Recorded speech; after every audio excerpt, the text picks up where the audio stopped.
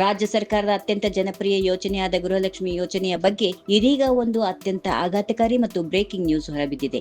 ನೀವು ಕೂಡ ಪ್ರತಿ ತಿಂಗಳು 2,000 ರೂಪಾಯಿ ಗೃಹಲಕ್ಷ್ಮಿ ಹಣವನ್ನ ಪಡಿತಾ ಇದ್ದೀರಾ? ಹಾಗಾದ್ರೆ ಈ ವಿಡಿಯೋ ನಿಮ್ಗೆ ತುಂಬಾನೇ ಮುಖ್ಯ.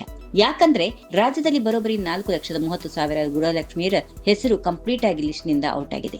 ಹೌದು, ಇನ್ಮುಂದೆ ಈ ಮಹಿಳೆಯರ ಖಾತೆಗೆ ಪ್ರತಿ ತಿಂಗಳು ಬರ್ತಾ ಇದ್ದ 2,000 ರೂಪಾಯಿ ಹಣ ಬರೋದೇ ಇಲ್ಲ. ಹಾಗಾದ್ರೆ ಸರ್ಕಾರ ಒಮ್ಮೆಲಿಗೆ ಇಷ್ಟೊಂದು ದೊಡ್ಡ ಪ್ರಮಾಣದಲ್ಲಿ ಹೆಸರುಗಳನ್ನ ಕೈಬಿಡಲು ಕಾರಣಗಳೇನು, ಇದರ ಹಿಂದೆ ನಡೆದಿರೋ ಅಸಲಿ ಸತ್ಯ ಏನು ಅನ್ನೋದನ್ನ ಈ ವಿಡಿಯೋದಲ್ಲಿ ಸಂಪೂರ್ಣವಾಗಿ ಬಿಚ್ಚಿಡ್ತೀವಿ. ಕೊನೆವರೆಗೆ ಮಿಸ್ ಆಗದೆ ಕೇಳಿ. ವೀಕ್ಷಕರೇ, ಸರ್ಕಾರ ನಡೆಸಿದ ತನಿಖೆಯಲ್ಲಿ ಹಗಲು ದರೋಡೆಯ ದೊಡ್ಡದೊಂದು ಸತ್ಯ ಬೆಳಕಿಗೆ ಬಂದಿದೆ.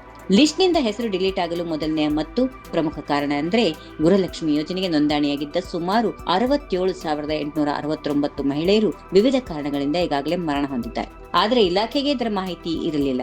ಬ್ಯಾಂಕ್ ಖಾತೆಗಳಿಗೆ ಆಧಾರ್ ಕಾರ್ಡ್ ಲಿಂಕ್ ಆಗಿದ್ದರಿಂದ ಈ ಮಹಿಳೆಯರು ಮರಣ ಹೊಂದಿದ ನಂತರವೂ ಪ್ರತಿ ತಿಂಗಳು ಅವರ ಖಾತೆಗೆ ತಾನಾಗಿಯೇ 2,000 ರೂಪಾಯಿ ಜಮೆ ಆಗ್ತಾ ಇತ್ತು. ಇದನ್ನ ಅರಿತ ಅವರ ಕುಟುಂಬಸ್ಥರು ಸರ್ಕಾರಕ್ಕೆ ಮಾಹಿತಿ ನೀಡದೆ ಆ ಹಣವನ್ನ ಡ್ರಾ ಮಾಡಿಕೊಂಡು ಪ್ರತಿ ತಿಂಗಳು ದುರುಪಯೋಗ ಪಡಿಸಿಕೊಳ್ತಾ ಇದ್ರು. ಇದೀಗ ಇಂತಹ ಎಲ್ಲಾ ಮೃತ ಮಹಿಳೆಯರ ಖಾತೆಗಳನ್ನ ಪತ್ತೆ ಹಚ್ಚಿರುವ ಸರ್ಕಾರ ತಕ್ಷಣದಿಂದಲೇ ಜಾರಿಗೆ ಬರುವಂತೆ ಹಣ ಬಿಡುಗಡೆಯನ್ನ ಸ್ಟಾಪ್ ಮಾಡಿದೆ.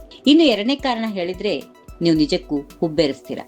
ಸರ್ಕಾರ ಗೃಹಲಕ್ಷ್ಮಿ ಯೋಜನೆಯನ್ನ ತಂದಿದ್ದು ಬಡ ಮತ್ತು ಮಧ್ಯಮ ವರ್ಗದ ಮಹಿಳೆಯರ ಸಬಲೀಕರಣಕ್ಕಾಗಿ. ನಿಯಮದ ಪ್ರಕಾರ ಶ್ರೀಮಂತರು ಅಥವಾ ಆದಾಯ ತೆರಿಗೆ ಅಂದ್ರೆ ಇನ್ಕಮ್ ಟ್ಯಾಕ್ಸ್ ಪಾವತಿಸುವ ಕುಟುಂಬದವರು ಈ ಯೋಜನೆಗೆ ಅರ್ಜಿ ಸಲ್ಲಿಸುವಂತಿಲ್ಲ. ಅದನ್ನ ಮೊದಲೇ ಸ್ಪಷ್ಟವಾಗಿ ಹೇಳಲಾಗಿತ್ತು. ಆದ್ರೆ ಸರ್ಕಾರದ ಕಣ್ಣಿಗೆ ಮಣ್ಣೆರಚಿ ಸಾವಿರಾರು ಆದಾಯ ಪಾವತಿದಾರ ಮಹಿಳೆಯರು ಸುಳ್ಳು ಮಾಹಿತಿ ನೀಡಿ ಯೋಜನೆಗೆ ನೋಂದಣಿ ಮಾಡಿಕೊಂಡಿದ್ರು. ಅಷ್ಟೇ ಅಲ್ಲದೆ ಪ್ರತಿ ತಿಂಗಳು ಯಾವುದೇ ಅಂಜಿಕೆ ಇಲ್ಲದೆ 2,000 ರೂಪಾಯಿಗಳನ್ನ ತಮ್ಮ ಜೇಬಿಗೆ ಇಳಿಸಿಕೊಳ್ತಾ ಇದ್ರು. ಇದೀಗ ಇಲಾಖೆಯು ಐಟಿ ರಿಟರ್ನ್ಸ್ ಡೇಟಾವನ್ನ ಪರಿಶೀಲನೆ ಮಾಡಿದಾಗ ಈ ನಕಲಿ ಗೃಹಲಕ್ಷ್ಮಿಯರ ಬಣ್ಣ ಬಯಲಾಗಿದೆ. ಇಂತಹ ಲಕ್ಷಾಂತರ ಶ್ರೀಮಂತರ ಮಹಿಳೆಯರ ಹೆಸರನ್ನ ಲಿಸ್ಟ್ ನಿಂದ ಶಾಶ್ವತವಾಗಿ ತೆಗೆದುಹಾಕಲಾಗಿದೆ.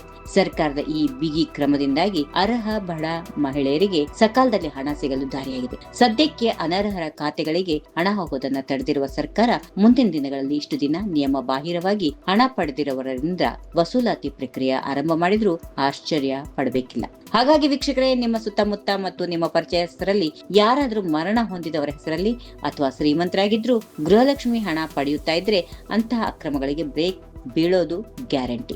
ಕೇವಲ ಅರ್ಹ ಮತ್ತು ಬಡ ಕುಟುಂಬದ ಮಹಿಳೆಯರಿಗೆ ಮಾತ್ರ ಇನ್ ಮುಂದೆ ಇಂತಹ ಈ ಯೋಜನೆ ಲಾಭ ಸಿಗಲಿದೆ. ಸರ್ಕಾರದ ಈ ಖಡಕ್ ನಿರ್ಧಾರದ ಬಗ್ಗೆ ನಿಮ್ಮ ಅಭಿಪ್ರಾಯ ಏನು? ಕಾಮೆಂಟ್ ಮೂಲಕ ತಿಳಿಸಿ. ಈ ಪ್ರಮುಖ ಮಾಹಿತಿ ನಿಮ್ಗೆ ಇಷ್ಟವಾಗಿದ್ರೆ ದಯವಿಟ್ಟು ಈ ವಿಡಿಯೋಗೊಂದು ಲೈಕ್ ಮಾಡಿ ಮತ್ತು ನಿಮ್ಮ ಎಲ್ಲಾ ಸ್ನೇಹಿತರಿಗೆ ಶೇರ್ ಮಾಡಿ.